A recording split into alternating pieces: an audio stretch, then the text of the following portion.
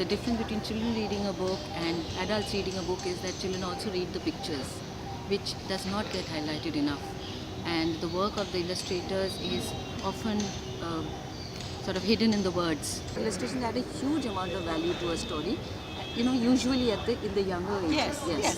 It's usually in the younger ages, but graphic novels, for instance, have illustrations in and are enjoyed by children and adults alike. Picture books are like the first introduction to art, really, that even a toddler would sort of have. So I think they're very important, and if introduced to children, then I think definitely children would take a liking to it.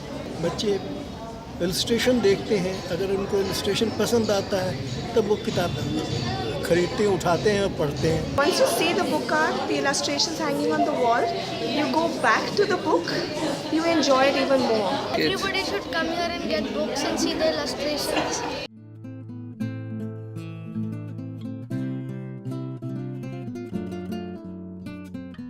I talked to the kids very briefly about what is actually illustration and how it's different from just drawing. One poem was about a cat who thinks she's a bat.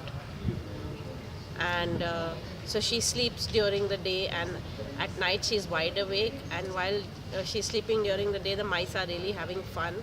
And so the whole absurd situation of cat thinking she's a bat. Illustration makes us understand deeper than words. We learn how to make illustrations, and we learn how to make a silly story or poem into a more interesting story. The session was quite good, and I loved it a lot.